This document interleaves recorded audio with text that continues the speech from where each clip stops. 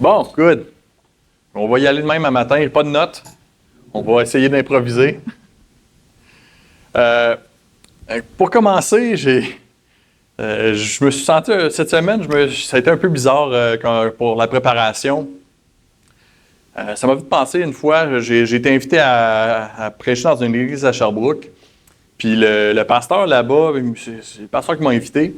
Puis en arrivant à l'église, tout semblait bien. Puis juste avant de commencer, les anciens ont demandé de me parler en privé. Qui n'était jamais arrivé. C'était un peu stressant. Je me demandais, qu'est-ce qu'ils vont me dire? Ils m'ont demandé de me parler en privé. On est allé dans une pièce à côté. Puis les anciens m'ont dit, bon, là, ce matin, Jeff, on met le pasteur sous discipline. Le pasteur, là, on a découvert qu'il commet de l'adultère, puis on l'a confronté avec ça, il veut rien savoir, il veut pas admettre ce qu'il a fait. Donc, ce matin, on met le pasteur dehors, on va annoncer ça à l'église, juste avant que tu commences. Et ils m'ont dit, comment tu te sens de prêcher après ça? Est-ce que tu te sens à l'aise de prêcher après ça? Donc, moi, j'ai dit non, pas vraiment. Je suis pas à l'aise. Je pense pas que les gens vont être prêts à m'écouter. Je pense pas que les gens vont être prêts vont avoir la tête à écouter ce que j'ai à dire. Ils vont pas être prêts à m'entendre. Donc, finalement, j'ai pas prêché ce message-là, ce matin-là. Finalement, ça a donné que... Puis, j'étais bien content. C'est une chance que j'ai pas prêché. En plus de ça, fait cocasse, mon message, c'était sur l'histoire de David et Bathsheba.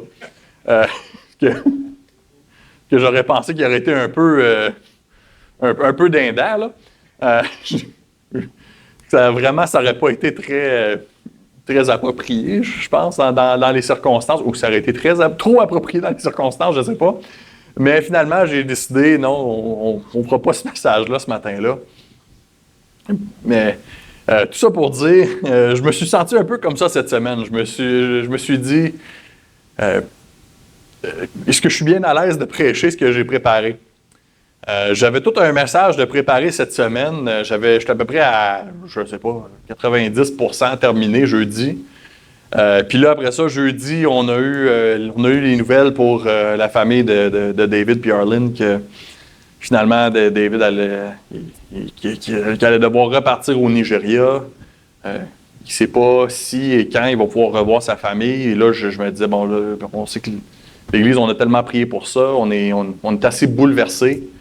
Puis là, après ça, moi, de rentrer ici ce matin avec un message sur le Fils prodigue, bon, je ne sais pas si c'est ça que j'ai besoin de prêcher ce matin.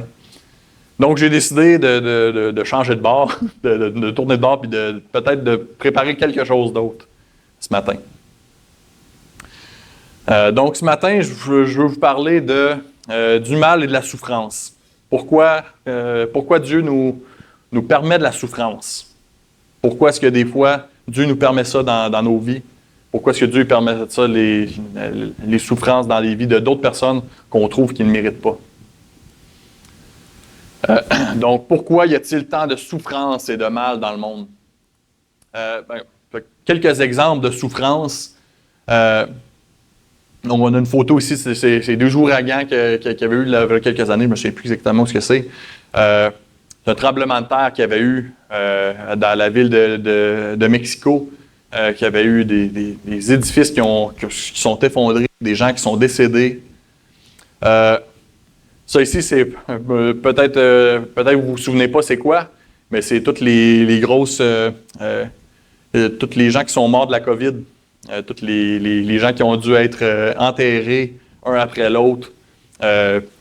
Ça, il me semble que ça c'est pas dans un pays du tiers-monde, ça, c'est aux États-Unis. Il me semble que c'est aux États-Unis. En tout cas, des gros...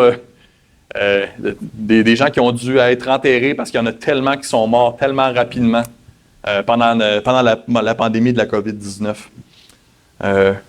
Donc, vraiment, Dieu permet des fois des souffrances comme ça dans le monde. Il y a vraiment des grosses souffrances, des gens qui ont des difficultés. Puis ça peut être difficile de savoir comment on répond à ça. Qu'est-ce qu'on fait avec ça quand il y a les gens qui ont une souffrance extrême, une souffrance incroyable? Ça, c'est, tu sais, tous les tombeaux qu'on voit là, c'est tous des gens qui avaient des familles. Puis non, les gens qui mouraient de la COVID, c'était pas tous des vieux non plus. Je sais, il y a quelqu'un qui était un petit peu plus vieux que moi, qui n'avait aucun problème de santé, qui en est mort. Je connais plusieurs personnes, une fille que je connais qui a mon âge, que sa mère, aucun problème de santé, qu'elle a été hospitalisée, puis là, elle est encore en réadaptation aujourd'hui. C'est pas facile. Et pourquoi est-ce qu'il y a autant de souffrances, autant de difficultés? Puis pourquoi est-ce que même des gens, chez les croyants, des gens qui prient, qui prient contre ces choses-là, pourquoi est-ce qu'ils permettent toutes ces choses-là? Pour parler de ça, je vous parle je donne l'exemple d'un homme qui s'appelle Charles Templeton. Charles Templeton, c'était un prédicateur très connu aux États-Unis, un peu dans le style de Billy Graham. Lui et Billy Graham, c'était des très bons amis. D'ailleurs, à droite au complet, c'est Billy Graham et à gauche, c'est Charles Templeton. Et Charles Templeton, vraiment, c'est un prédicateur très connu, puis vraiment, il prêchait à plein de monde dans des stades, tout comme Billy Graham. Puis c'était vraiment un gars très populaire. Mais il a fini par perdre la foi. Puis dans une entrevue à la fin de sa vie, on va dire, il a écrit un livre vers la fin de sa vie qui s'appelait Farewell to God, Adieu à Dieu, les raisons pour lesquelles j'ai rejeté la foi chrétienne. Puis dans une entrevue vers la fin de sa vie, on lui a posé la question suivante. Y a-t-il une chose en particulier qui vous a fait perdre votre foi en Dieu? Et lui, sa réponse, il a dit, c'était une photo dans le magazine Life d'une femme noire en Afrique du Nord, où il y avait une sécheresse dévastatrice. Cette femme tenait son bébé mort dans ses bras et regardait au ciel avec un visage complètement abattu. Je l'ai regardé et je me suis dit, est-ce possible de croire qu'un créateur aimant existe réellement quand tout ce dont cette femme avait besoin était de la pluie? Comment est-ce qu'un Dieu d'amour pourrait faire ça à cette femme? Qui contrôle la pluie? Pas moi, pas toi. C'est lui. Du moins, je croyais que c'était lui. Mais lorsque j'ai vu cette photo, j'ai su immédiatement qu'il n'était pas possible que ça se produise et qu'il y existe un Dieu aimant. C'est impossible. Qui, mis à part un maniaque, pourrait détruire un bébé et torturer sa mère avec l'agonie, si tout ce dont ils ont besoin est de la pluie? Comment vous répondriez à M. Templeton? Pas facile, hein? Pas facile. Épicure, un philosophe grec, a dit « Soit Dieu veut abolir le mal, mais ne peut pas. Soit qu'il le peut et ne le veut pas. Soit qu'il ne le peut pas et ne le veut pas. S'il le veut, mais ne peut pas, il est impotent, il n'est pas tout-puissant. S'il le peut, mais ne le veut pas, il est méchant. Donc, il n'est pas amour. Si Dieu peut et veut abolir le mal, pourquoi y a-t-il du mal dans ce monde? Bonne question, hein? Peter Kreeft, un théologien chrétien, il dit « La question du mal et de la souffrance est sans doute le meilleur argument contre l'existence de Dieu. » Lui, c'est un chrétien, là, mais il avoue quand même, il dit « Je vous l'accorde, là, la question de la souffrance et du mal, c'est quand même sans aucun doute le meilleur argument contre Dieu. » On va tenter d'y répondre ce matin. La question de la souffrance et du mal. Comment ça se fait qu'il y a de la souffrance et du mal dans le monde si Dieu existe, si Dieu nous aime et si Dieu est tout-puissant? Comment est-ce que ça se peut? Donc, on va commencer juste en retournant un peu dans la Bible. Qu'est-ce que la Bible dit sur le mal? Qu'est-ce que ça dit là-dessus? D'où provient le mal? D'où provient le mal? Maintenant, quand je parle vraiment du mal, je parle vraiment de la méchanceté. Je ne parle pas premièrement de la souffrance. Le mal, d'où vient le mal? D'où vient le péché? Le mal, selon Genèse 3, le mal provient des gens qui ont choisi le mal plutôt que le bien. Donc la Bible nous dit que nos premiers ancêtres, ils ont eu le choix. Ils ont eu le choix d'obéir à Dieu ou ils ont eu le choix de désobéir à Dieu. C'est une histoire qui est assez connue avec l'arbre de la connaissance du bien et du mal. Dieu a dit, vous ne mangez pas de cet arbre-là. L'homme et la femme en ont mangé. Et à cause de ça, ils ont désobéi à Dieu. Et depuis ce temps-là, tous les gens, on est déchus. On pêche, on fait des péchés, des choses qui sont contre Dieu. Et on ne fait que pécher depuis ce temps-là. On commet du mal. On fait le mal plutôt que le bien. Et maintenant, la question peut se poser, pourquoi est-ce que Dieu il a donné l'occasion aux gens de faire le mal? Pourquoi est-ce qu'il a créé la possibilité de faire le mal? Parce qu'on peut se... Moi, je me souviens, quand j'étais jeune, c'était une de mes questions. Je me disais, OK, pourquoi Dieu il nous a donné l'occasion de faire le mal? Moi, je ne sais pas, mais j'aurais peut-être créé un monde où ce n'était pas possible de faire le mal. Comme ça, il n'y aurait pas eu de mal dans le monde. On serait sauvé bien des troubles de même. Ça n'aurait pas été plus facile. Pourquoi est-ce que Dieu a donné l'occasion aux gens de faire le mal? Eh bien, parce que sans le choix, il n'y a pas d'occasion pour l'amour. Si vous ne donnez pas le choix aux gens de suivre Dieu ou de ne pas le suivre, les gens sont juste des drones, des robots, des gens qui sont juste, OK, on n'a pas le choix de faire le bien, on pense qu'on va faire le bien. Si les choix sont le bien ou le bien, on va faire le bien. Si c'est Dieu ou Dieu, on va le suivre. Mais en réalité, est-ce que ces gens-là auraient réellement choisi Dieu s'il y avait eu le choix? Donc, Dieu a donné le choix aux êtres humains de faire le bien ou le mal pour qu'on puisse choisir de le suivre, pour qu'on puisse choisir d'être avec Dieu. Et à cause du péché, ça cause la souffrance. Le péché, ensuite, cause la souffrance. Donc, pourquoi Dieu permet-il autant de souffrance dans le monde? Il y a des gens qui, donc là, on en a parlé, beaucoup de gens qui souffrent, que ce soit des gens qui meurent de faim dans des pays moins développés, que ce soit des gens qui meurent dans une pandémie, que ce soit des gens qui meurent ou qui perdent toutes leurs choses dans un ouragan ou dans un tremblement de terre. Il y en a des souffrances dans le monde. Vous le voyez partout autour de vous. Pourquoi est-ce que Dieu il permet autant de souffrances dans le monde? Premièrement, c'est parce que parfois, on est la cause de nos propres souffrances. Et là, je parle de moi-même, je parle vraiment pour moi-même. Là. Il n'y a pas personne qui m'a causé autant de souffrances de ma vie que moi-même. OK? Il n'y a pas personne qui m'a tiré dans le pied plus que moi. C'est vraiment, je suis la plus grande cause de mes propres souffrances. Des fois, on prend des mauvaises décisions. Des fois, on commet des péchés. Si demain, j'étais pour dire à ma femme, je veux plus travailler, je veux plus te parler, je veux plus m'occuper de toi, je veux plus rien faire, ça c'est un péché et ça va causer ma souffrance. Je vais me ramasser à la rue tout seul, pas de femme, pas d'enfant, pas d'amour. Je serai la cause de ma propre souffrance dans ce cas-là. Par contre aussi, notre péché peut causer la souffrance à d'autres personnes. Si j'étais pour faire ça aussi, je causerais des souffrances à ma femme, je causerais des souffrances à mes enfants. Le péché est toujours la cause des souffrances, que ce soit notre propre péché ou que ce soit le péché de quelqu'un d'autre.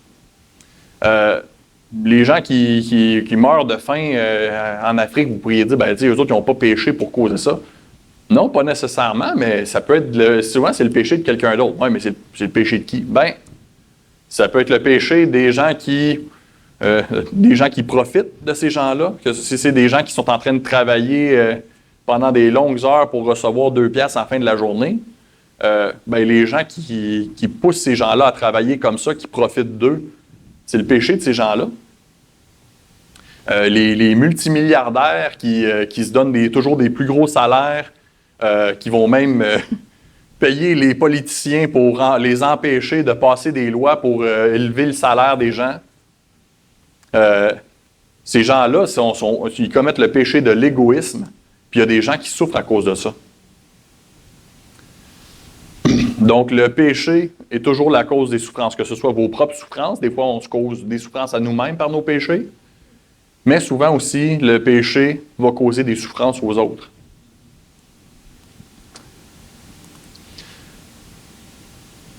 Parfois aussi, on ne peut pas comprendre le pourquoi de nos souffrances, parce que nous ne sommes pas aussi intelligents que Dieu. Parfois, il y a des souffrances que Dieu nous permet de passer à travers. Mais des fois aussi, on ne sait pas, nous autres, qu'en bout de ligne, il y a une souffrance. La souffrance peut qu'on peut conduire à un meilleur résultat. Nous autres, on ne peut pas le voir des fois. Mais Dieu peut le voir parce qu'il est plus intelligent que nous. Je peux donner un exemple. Supposons qu'il y a un animal qui est pris dans un piège dans la forêt. Puis là, il y a quelqu'un qui vient voir l'animal qui est pris dans le piège. Puis, il prend pitié puis il veut l'aider. Et puis là, le seul moyen, l'animal, il voit par contre l'humain arriver, puis non, il a peur. Puis il va. Mais lui, l'animal, il ne sait pas que l'être humain, il veut l'aider. Et là, après ça, l'être humain essaie de sortir l'animal du piège, mais là, le seul moyen d'aider l'animal à sortir du piège, c'est de l'enfoncer plus profondément dans le piège, puis d'y faire plus mal encore. L'animal va penser: mais qu'est-ce que tu me fais? Tu es en train de me faire mal? C'est pas gentil, tu es en train d'essayer de m'achever. Non, l'être humain est en train d'essayer de l'aider. Ou encore, si l'humain décide de donner un tranquillisant à l'animal pour essayer de l'aider à se calmer pour pouvoir sortir, l'animal encore pourrait penser: OK, bon, il est en train de me tuer. Il veut ma mort. Non. L'humain est en train d'essayer d'aider l'animal, mais l'animal, il est juste pas capable de le voir. Des fois, c'est un petit peu de même avec Dieu. Des fois, Dieu, il essaie de nous conduire à un meilleur résultat à long terme. Mais nous autres, on ne le voit pas parce que des fois, on n'est pas capable de voir les choses comme Dieu les voit. Je suis sûr que vous avez eu des situations comme ça dans vos vies où vous vous êtes dit: c'est horrible ce que je vis. C'est horrible ce par quoi je passe. Puis après ça, quand vous faites 1 an, 2 ans, 3 ans plus tard, je ne sais pas, vous vous êtes dit: finalement, avoir à retourner en arrière, je ne ferai pas différemment. J'ai appris des choses. Je pense pour ma part, avant d'être avec ma femme, il y avait une fille avec qui j'ai sorti pendant quelques années. Puis elle avait des gros problèmes d'anxiété. Puis c'était vraiment pas facile. Il y avait des fois où j'essayais de l'aider, surtout elle faisait des crises de panique, j'essayais de l'aider. Puis avec elle, c'était vraiment pas facile parce que un peu sa façon de gérer son anxiété, c'était un peu de se dire dans sa tête que c'était moi le méchant. Un peu de me rendre le méchant dans toutes les situations. Puis, toutes les fois que j'essayais de l'aider, c'était toujours: non, mais non, c'est pas ça, faut que tu fasses ça. Quand je suis en crise de panique, faut pas que tu essaies de me parler de même, faut que tu fasses ça. Là, la prochaine fois que ça arrivait, j'essayais de faire ce qu'elle m'avait dit. Non, c'est pas ça, faut que tu fasses. C'était pas facile. C'était toujours moi le méchant. Puis là, mais quand même, à travers de tout ça, j'ai pu apprendre certaines techniques de comment gérer quelqu'un en crise d'angoisse. Puis je me souviens, quelques années plus tard, il y a quelqu'un d'autre que j'ai dû aider qui a fait une grosse crise de panique.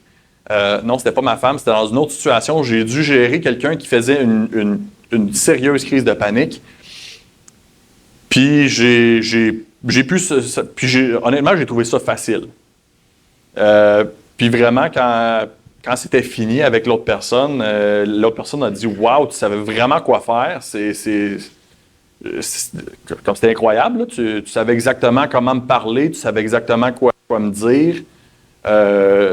Tu as vraiment su comment gérer. J'ai dit: Écoute, c'était très facile comparé à mon ex. C'était vraiment facile. Tu pensais pas que c'était moi le méchant. Donc, vraiment, j'ai dû passer par une difficulté, j'ai dû passer par une situation difficile, mais pourtant, Dieu s'en est servi pour me montrer comment gérer quelqu'un qui fait une crise d'angoisse. Puis ça a été très utile. Donc, vraiment, la misère. Désolé du feedback. Je suis trop proche. Je m'en ai. Non? Non? OK. Bon. Mais Dieu, des fois, il va nous aider dans certaines situations comme ça, il va nous aider, il va nous donner, des fois, il peut nous faire passer par des souffrances pour nous aider à aller à un meilleur résultat à long terme. Je pense aussi à un pasteur américain que j'aime beaucoup, qui s'appelle Matt Chandler. Lui, quand il était dans la vingtaine, 4 jeunes enfants à la maison, il a appris qu'il y avait une tumeur au cerveau, puis qu'il n'avait presque pas de chance de s'en sortir. Ça a été assez miraculeux, il a pu s'en sortir, puis ça a été quand même une situation très, très difficile. Puis, mais lui, aujourd'hui, si vous lui demandez, es-tu content que tu as passé à travers de ça? Est-ce que tu ferais différemment? S'il pouvait retourner en arrière? Puis il dirait, non, je ne ferais rien de différent. Je le reprendrais ma tumeur au cerveau s'il fallait. Donc, des fois, on ne comprend pas le pourquoi de nos souffrances parce qu'on n'est pas aussi intelligent que Dieu. Des fois, on ne sait pas où c'est que Dieu veut nous amener. Mais Dieu veut nous amener à un meilleur endroit à long terme. Dieu peut se servir de nos souffrances pour qu'on se tourne vers lui. Des fois, des gens qui ne croient pas en Dieu, des fois, la souffrance, c'est la chose qui va les conduire à Dieu. Dieu peut se servir de nos souffrances pour nous apprendre une leçon qui serait difficile à apprendre autrement. Donc, ça revient un peu à ce que je mentionnais. Des fois, il y a des petites leçons que Dieu veut nous apprendre. Il veut nous rendre plus comme lui, mais ce serait difficile de l'apprendre si on ne passait pas par des souffrances. Et aussi, pourquoi Dieu permet-il autant de souffrances dans le monde? Bien, Dieu pourrait nous poser la même question. Pourquoi toi, tu permets autant de souffrances dans le monde? Là, je sais, vous dites, là, moi, je ne suis pas tout puissant. Ouais, mais... tu sais, pourquoi... OK, il y a des enfants qui meurent de faim en Afrique. OK? Combien d'argent tu as donné à Vision mondiale cette semaine, ou ce mois-ci, l'année passée? On peut se poser la même question des fois. Pourquoi est-ce que nous, on permet autant de souffrances dans le monde? Qu'est-ce qu'on en fait des souffrances? Un peu la réalité de la situation, c'est que beaucoup des souffrances dans le monde pourraient être réglées si les gens, on s'y mettait, puis on essayait de faire quelque chose. Je suis certain que les gens qui meurent de faim dans des pays du tiers-monde, si ce n'était pas de l'égoïsme de certaines personnes qui profitent de ces gens-là, puis si c'était un peu plus de générosité parmi les gens, il y a beaucoup de ces problèmes-là qui pourraient être réglés. Dieu pourrait nous poser la question aussi, pourquoi est-ce que toi, tu permets autant de souffrance dans le monde? On pourrait tous être plus généreux aussi avec les gens autour de nous puis les aider à passer à travers leurs souffrances. La souffrance et le mal peuvent aussi être vus comme étant des preuves pour l'existence d'un bon Dieu. Et là, je sais, vous regardez ça, vous dites un peu, non, la souffrance, comment ça peut prouver qu'un bon Dieu existe? Je vous explique. Le fait de reconnaître l'existence et le problème du mal, c'est de reconnaître, du même coup, un standard de bien idéal. Et d'où peut bien provenir un tel idéal dans un monde déchu? Là, je sais que je viens de dire beaucoup de mots, là. Ce que je veux dire par là, une citation, un très bon exemple. Si je donne 90% à un élève et 80% à un autre, ceci présuppose que le standard est de 100%. S'il n'y a pas de Dieu, d'où provient le standard de bonté par lequel nous jugeons le mal comme étant mal? S'il n'y a pas de Dieu, comment est-ce qu'on sait que le monde n'est pas tel qu'il devrait l'être? On a tous cette idée-là en nous autres que non, le monde n'est pas tel qu'il devrait l'être, on devrait avoir mieux. C'est pas normal comme le monde est. Non, il me semble que on ne devrait pas avoir toute cette misère-là puis cette souffrance-là. Comment ça se fait? Nous autres, pourtant, on a juste vécu ça. Là, le monde dans lequel on vit, là, on a juste vécu ça, là, de voir de la souffrance puis de la misère. Comment ça se fait? Comment ça se fait qu'on sait qu'on devrait avoir mieux? Bien, c'est parce que Dieu nous a donné ce standard-là. Donc, de la même manière que si tu donnes 90% à un élève, 80% à un autre, on sait que ces gens-là ne sont pas au standard de 100%. De la même manière, nous, on peut dire que, on le sait que le monde n'est pas tel qu'il devrait l'être. D'où pourrait provenir ce standard-là? Pour moi, c'est OK. Bon.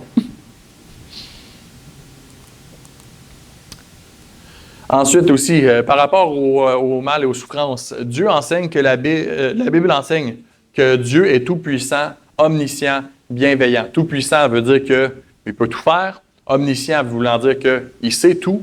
Et bienveillant, ça veut dire qu'il est tout bon. Il fait juste ce qui est bon. Ça revient un peu à la citation d'Épicure qu'on parlait tantôt, où il disait, tu sais, si Dieu est bon, s'il peut changer le monde, mais il veut pas, ça veut dire qu'il n'est pas bon.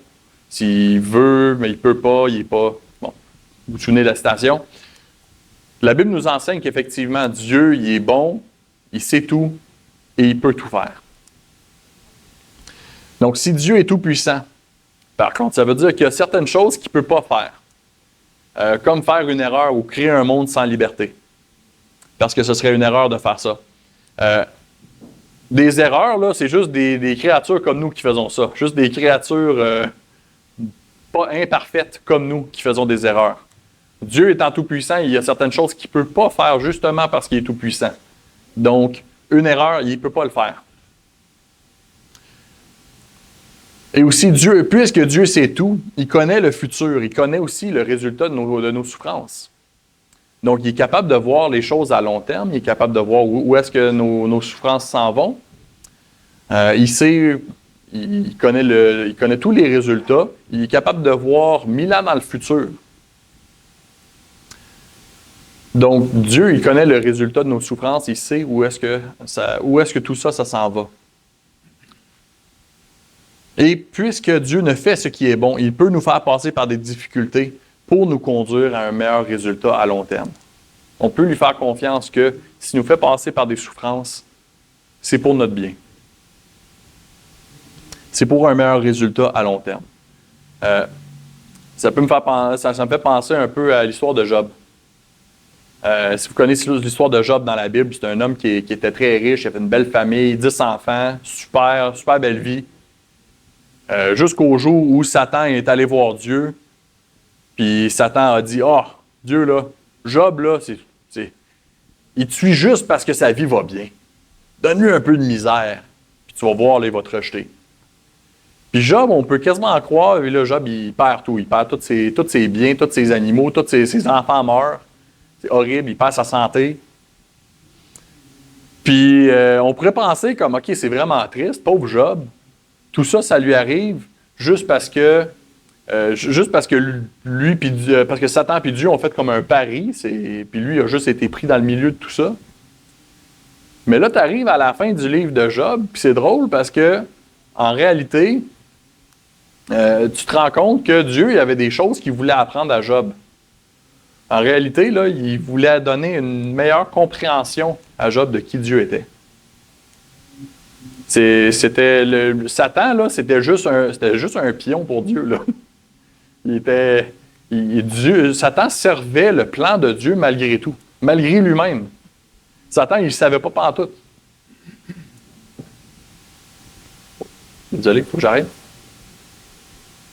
que ça va? Ah, OK, c'est à cause de l'interférence de l'autre bord. OK.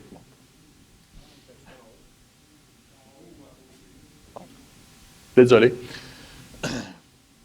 Donc, dans toute cette histoire-là, Dieu s'est servi des souffrances de Job pour l'amener à une meilleure compréhension de qui il était. Puis après ça, en bout de ligne, à la fin de l'histoire, on peut voir, Job a eu le double de tout ce qu'il y avait eu avant.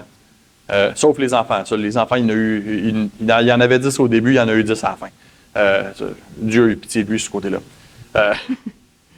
Mais tout le reste, tous ces animaux, il y a eu le double de ce qu'il y avait au début.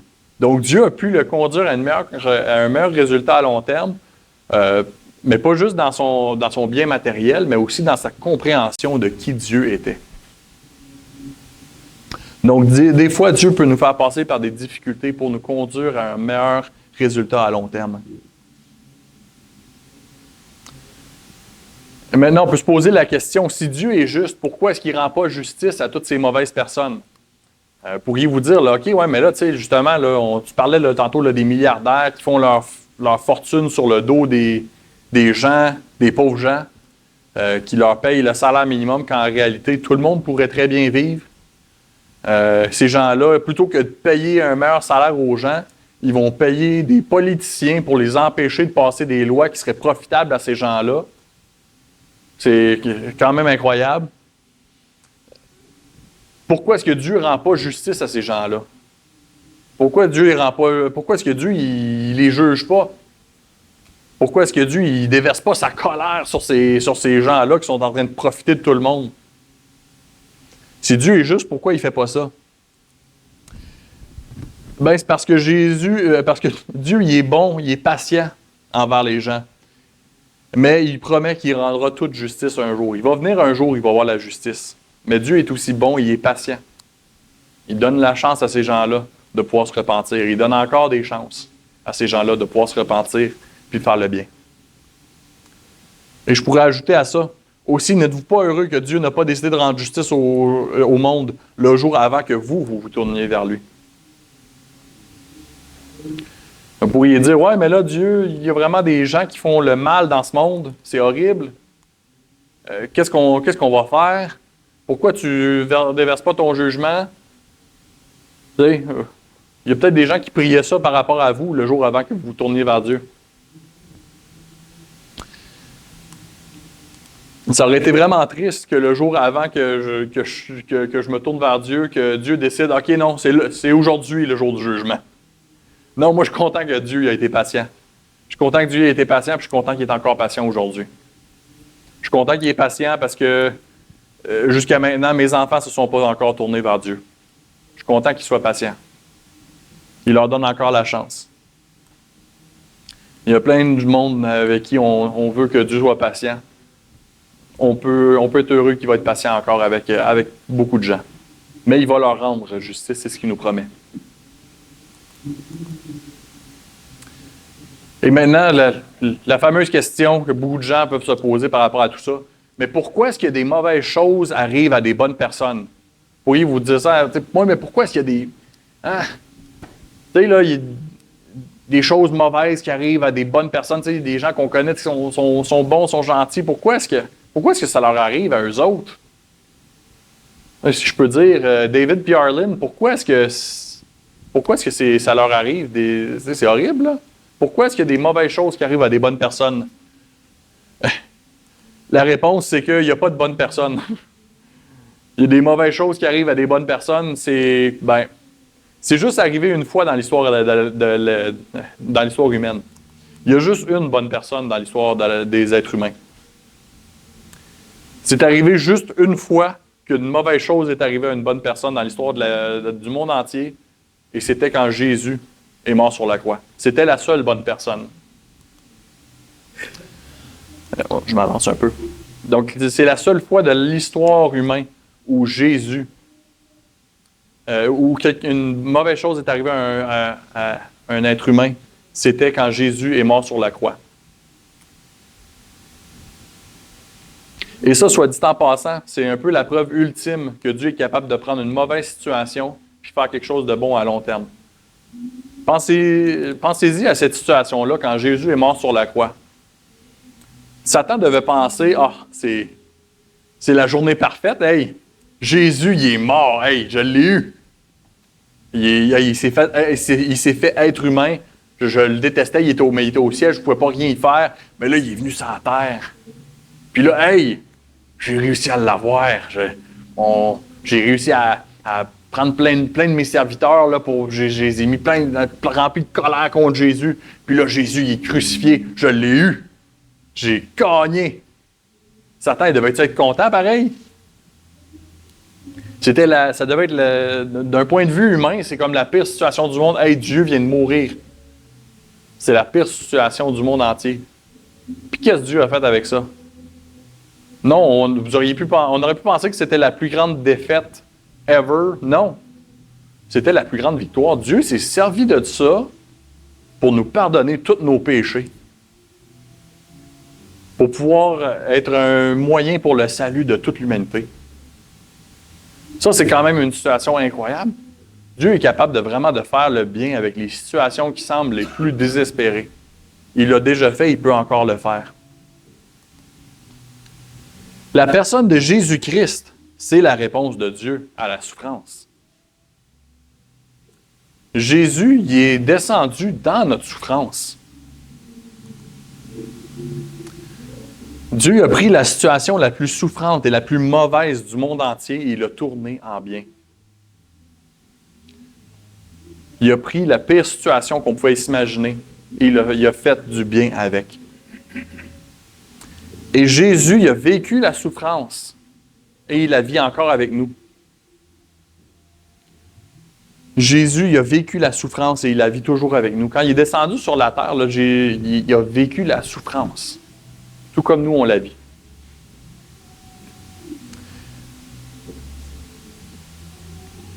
Jésus, il n'est pas juste au ciel en train de faire comme « Ah, pauvres petits, ils sont en train de souffrir. Ouais, mais je vais faire quelque chose un jour, mais pas maintenant. » Non, non. Jésus, là, sa réponse, ça a été de descendre sur la terre, puis se faire un être humain, puis de vivre la même chose que nous autres, puis de vivre la souffrance, même à un point qu'on n'a jamais pu vivre. Jésus, sa réponse à la souffrance, ça a été de descendre dans notre souffrance. Il vit encore la souffrance avec nous aujourd'hui. Jésus, c'est la personne qu'on aime détester. Jésus, il est détesté partout dans le monde, mais pourtant, il nous aime encore. Pourtant, il veut toujours être avec nous.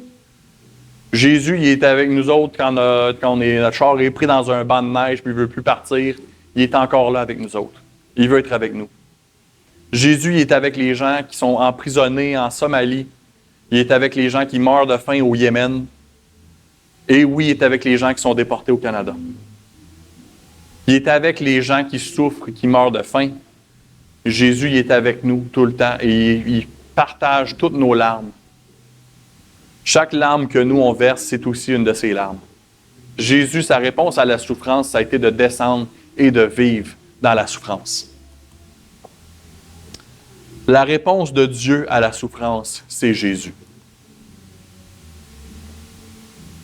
La dernière question que je pose ce matin, c'est comment est-ce que Dieu peut supporter toute la souffrance dans le monde? Comment est-ce que Dieu peut faire quand il entend tous les gens qui souffrent? Comment est-ce que Dieu peut faire pour supporter toute la souffrance qui existe dans le monde entier? La réponse, c'est il l'a déjà fait. Il a supporté toute la souffrance qui existe dans le monde quand il est descendu sur la terre pour vivre parmi nous. Toute la souffrance que vous pouvez vivre, toute la difficulté que vous pouvez vivre, toute la misère que vous pouvez vivre, Jésus l'a vécu. Il l'a vécu même exponentiellement sur la croix. Il l'a vécu et il partage encore toutes vos larmes. Il a déjà supporté toute la souffrance qui existe dans le monde. Sa réponse au problème de la souffrance a été de descendre directement dedans. Donc non, je n'ai pas toutes les réponses de « Ouais, mais pourquoi cette situation-ci? Ouais, mais pourquoi Dieu est prêt? Pourquoi Dieu il donne ça? Ouais, mais tout ce que tu dis, comment ça m'aide aujourd'hui, moi, dans ma souffrance, dans ce que je vis? » Ce que je peux vous dire, c'est Jésus, il vous comprend. Jésus est avec vous. Jésus, il partage chacune de vos larmes. On n'a pas un Dieu qui est lointain, qui ne sait pas ce que vous vivez, qui ne comprend pas. Non, Jésus, il partage chacune de vos larmes que vous avez. Et Jésus, il vous aime. Et Jésus, il veut être avec vous. Et c'est pour ça qu'il est descendu sur la terre. Jésus veut avoir une relation avec vous aujourd'hui aussi. Et il veut passer à travers de toutes ces souffrances-là avec vous. On va terminer en priant.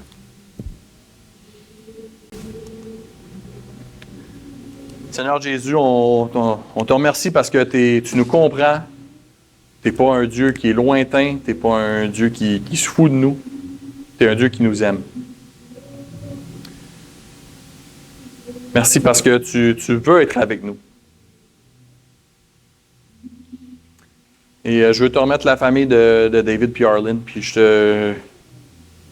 on te demande qu'ils puissent rester ici. On te demande qu'ils puissent rester ici et que David puisse revenir.